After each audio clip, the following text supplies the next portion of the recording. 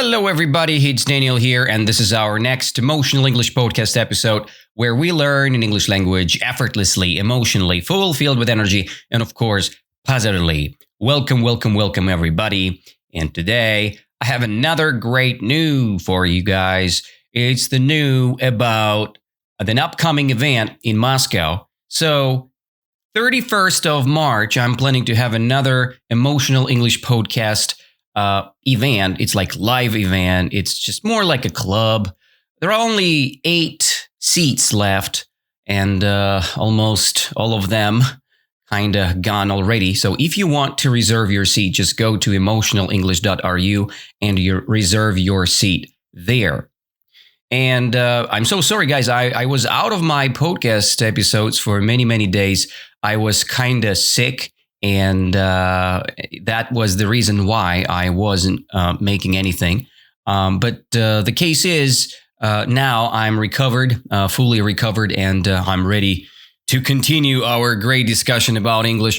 And today I've prepared another emotional story for you guys. It's the story from a beautiful website, momlovesbest.com. It's the story with moral. And I like this moral stories because they really teaches you. They teach you great knowledge and about life in general. You know, you can share this story with your kid. You can discuss this story with your friends or your coworkers because it's so great. And it's about English. It's about money. So this story, which I've prepared for today, it's about money. And the name of this story is The Miser and His Gold. Maybe you don't know who is the miser, and I'll give you just a little expression here or explanation. I owe you an explanation here. So the miser is a person who is kind of greedy, who is always counting his money, and he dislikes to spend money. He likes to save, but he dislikes to spend. Okay. So this is the difference between normal person like a saver and the miser. Savers, they save money and they buy things what they really want. But the miser or misers, they never spend money. They just collect, save, and never spend. It's like Scrooge. You know, there is an expression from USA, Scroogey, right? Or to be Scrooge. It means to save money and never use money, right? And the talk for today is about the miser gold, right? The miser and his gold. And let's dive in and let's discuss the whole thing, guys, shall we? I will read the mini story for you guys, paragraph by paragraph. If I see something new, if I see something interesting, we can stop for a while and discuss this particular paragraph or particular word, which is quite nice.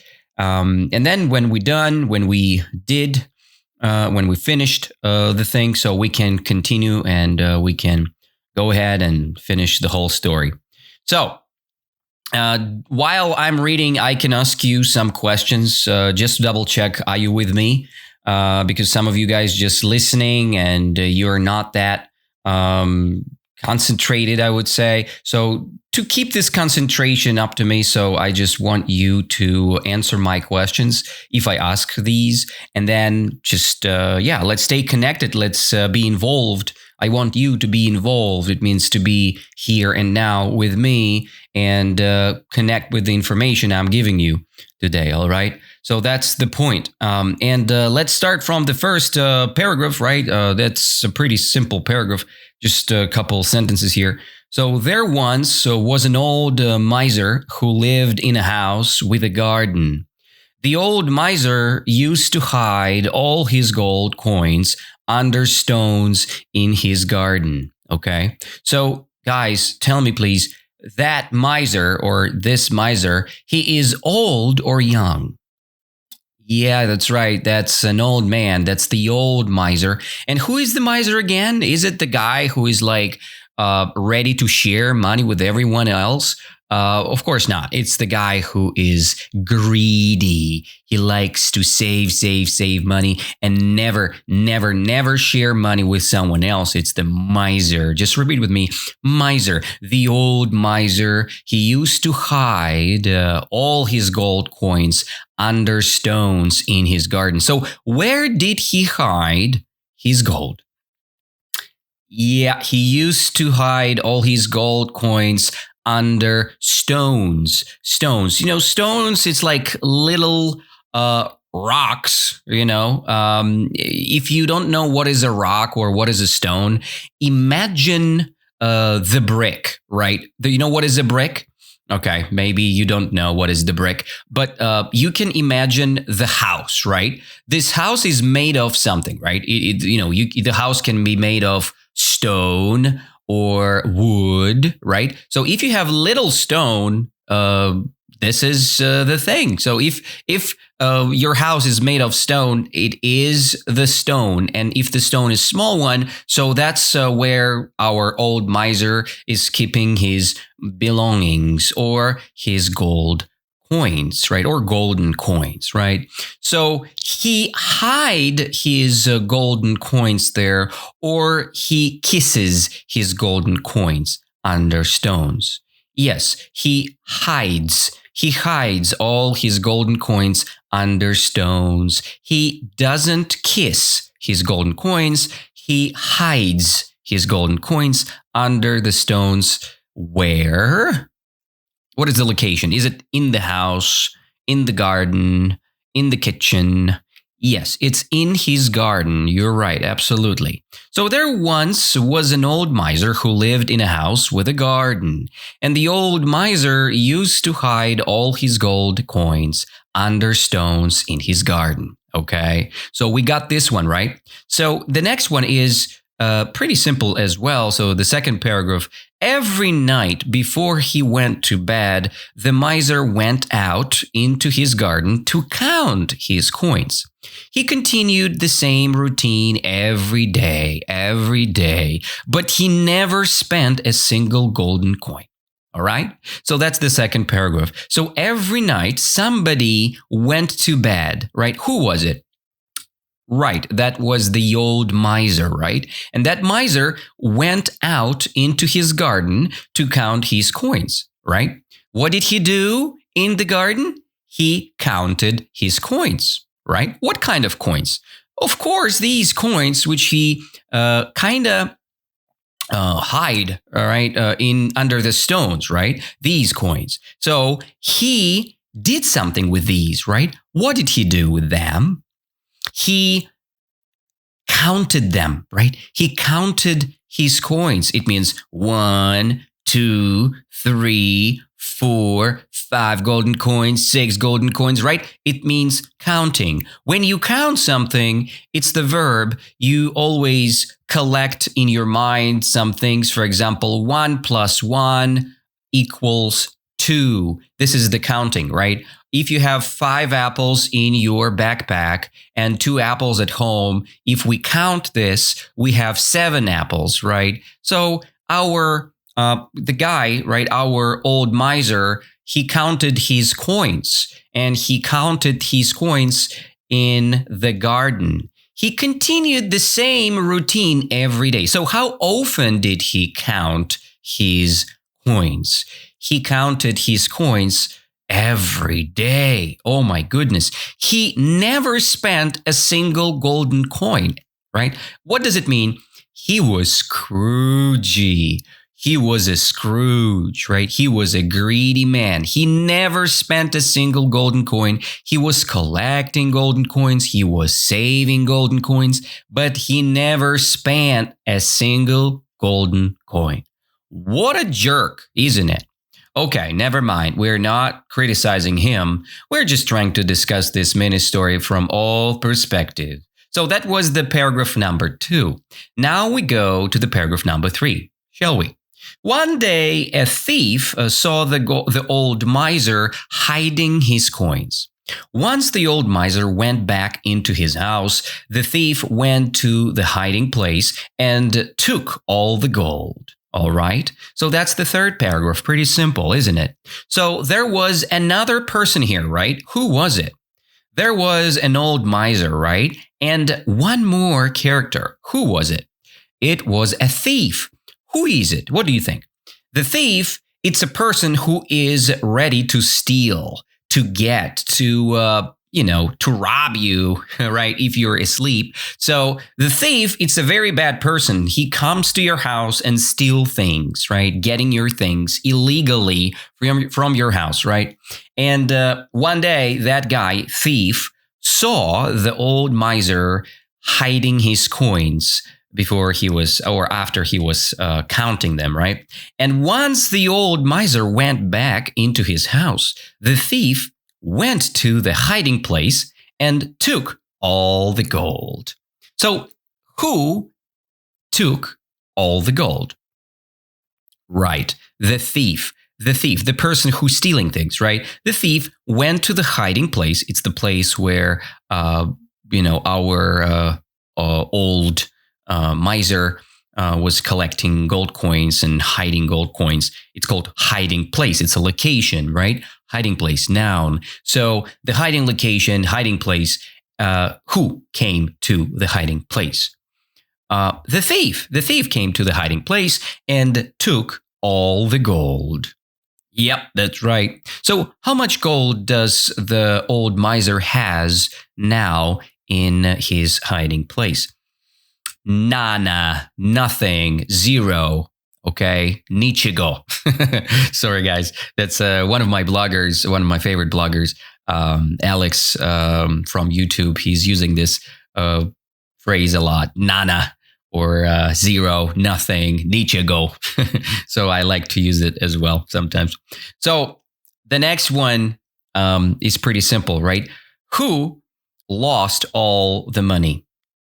The thief or the old miser? Yeah, that's a banal question, you can say, Danila. Of course, the old miser. The old miser, he lost all his golden coins. Where were all of these coins, by the way? Where were all of these? They were in the hiding place. It's the spatial location when he was hiding his golden coins. Hiding place.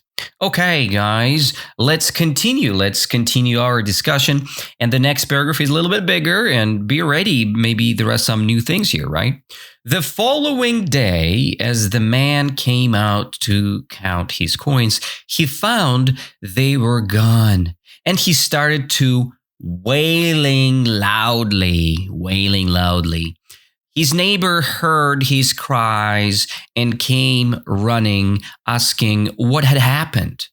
Upon learning what had occurred, the neighbor asked, "Why didn't you just save the money inside your house where it would have been safe?"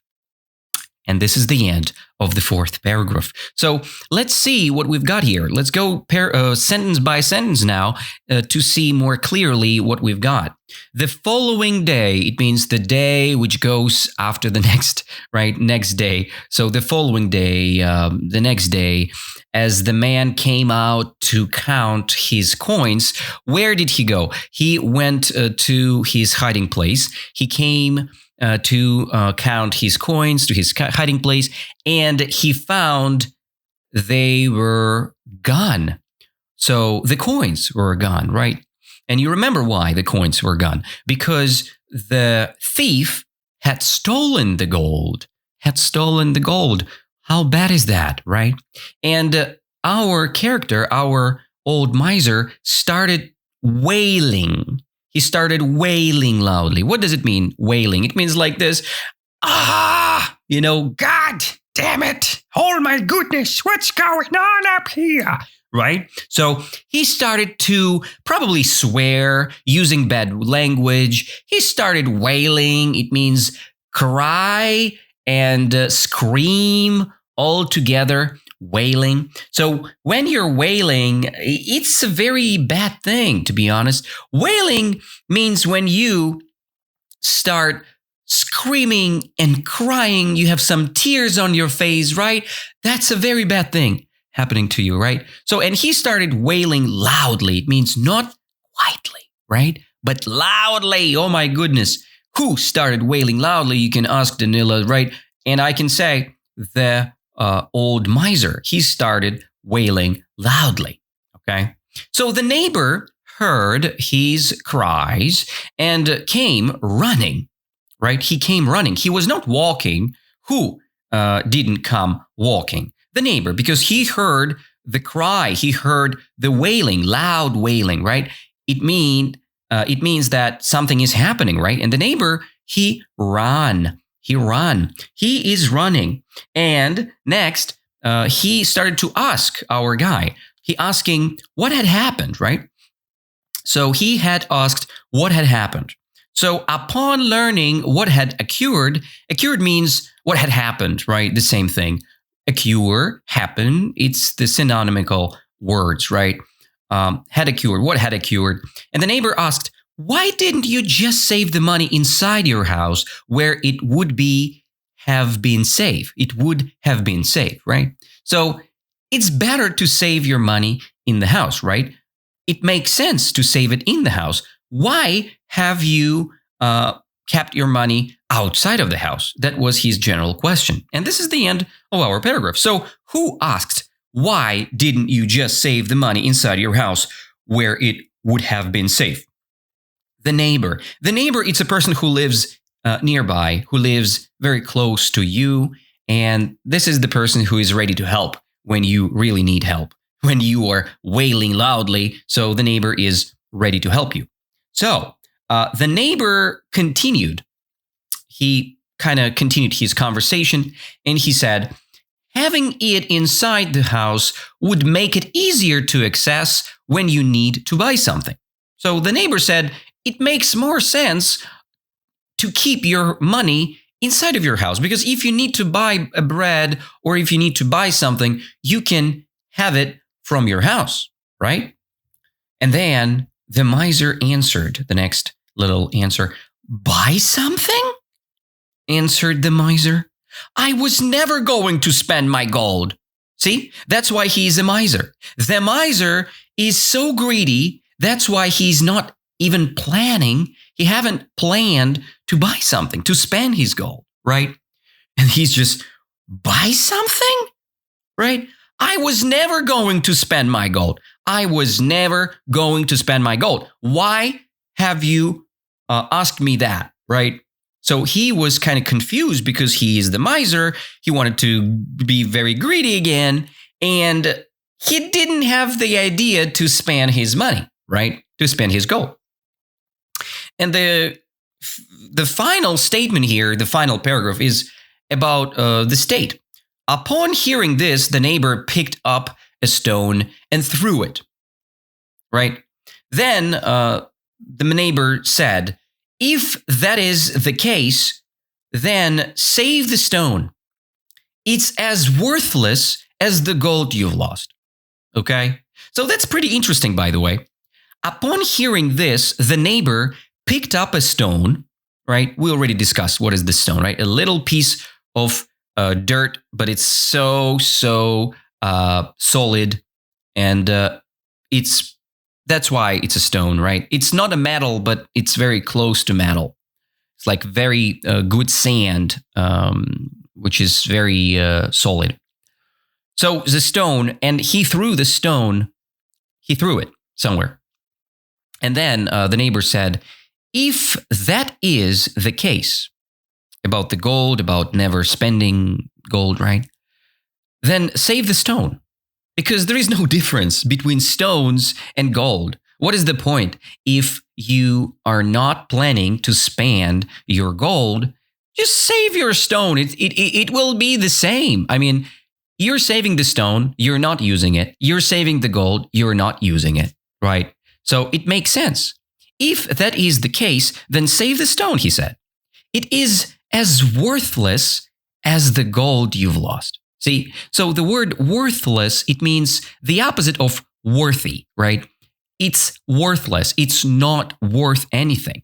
When, let's say you have garbage, let's say you've had used your pen. Now your pen is empty. Is it full of worth or it's worthless? Of course, it's worth less because there is nothing which worth, right? Nothing worthy there. You use the ink of your pen. So the ink, it's the special liquid inside of your pen, right? That's how you writing things down. So if you ask yourself, what's the point? Is my pen worthless after I've used all my ink? And of course, you can see that it's worthless, of course, indeed, because there is nothing worthy left there, right? You used your ink, and maybe plastic is worthy, but not worthy enough to pay for it. So, and the neighbor said, it's a worthless idea. So the same idea, the stone worth the same as your gold because you never use your gold. Do you understand this idea? It's as worthless as the gold you've lost, he said. So nothing to cry about, nothing to wailing loudly about, right? So that's the main point of the story. And the moral, as you've heard from the neighbor, is pretty simple. The moral is a possession is as important as what it's used for. Meaning, pretty simple. Possession, it's what you've got, what you owned, okay? It's your possession. For example, if you've got your phone and the phone is yours, it's your possession. You possesses your phone. So if I have a car, so I possess my car, right? It's my possession. You see the logic here. So a possession, the thing what I own, is as important as what it's used for. So it means if you have the best phone ever, but you never switch it on, it makes no sense. If you have a lot of money, but you never spend your money, it doesn't make any sense. So it is as important as nothing because you don't use your money, right? The same thing with our life. If you do have your favorite T-shirt, but you never use your T-shirt, it means it's worth less. It's worthless. It doesn't make any sense to have your favorite T-shirt because you never wear it, right?